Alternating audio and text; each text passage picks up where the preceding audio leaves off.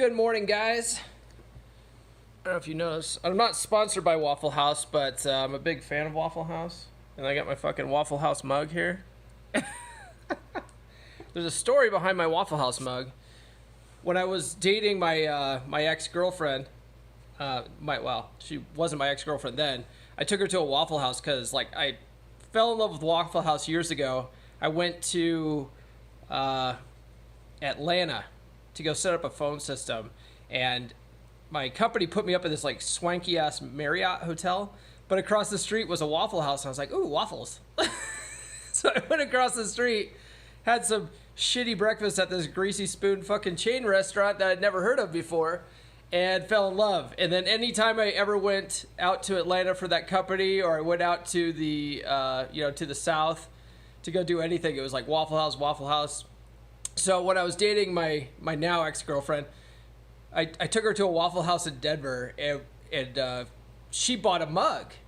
And so whenever I would go down to her house, I'd drink fucking coffee out of her Waffle House mug and, like, give her shit and say, the world's best cup of coffee, you know? And anyway, after we broke up, she kept the fucking Waffle House mug. So, like, one of the first things I did was I went on a trip to Denver with my kids. I bought my own fucking mug. And now I even have a hat. Anyway, that's not the purpose of this video. You guys are bored to tears now, I'm sure.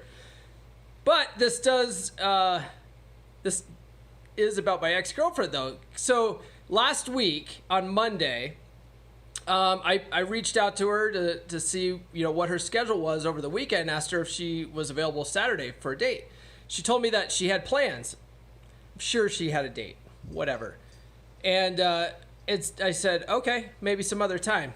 And then she came back and said, well, what about Friday? But I had a date. I had a date with high school teacher chick. So I was like, oh, you know what? I have plans Friday. So I was like, that's okay. You know, like, we'll get together some other time. And then I left it alone.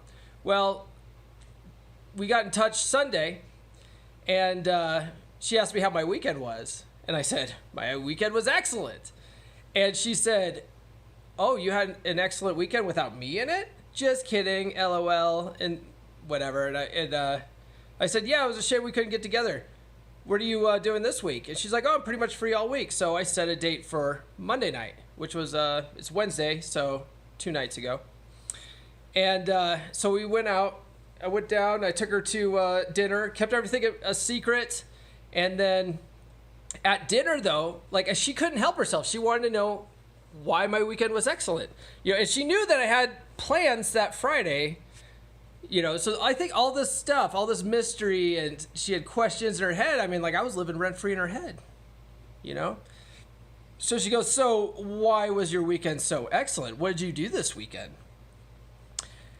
You got to keep things a mystery, boys. You don't want to fucking spill your guts. So what I told her was, I go, well, I did a little bit of this, a little bit of that, kept the world safe for democracy, you know, that sort of thing. And just had this fucking grin on my face, and she goes, whatever. But she dropped it, but she still doesn't know what the fuck I did. You got to be vague. You got to keep that mystery up. You know, you got to let them fill in the blanks.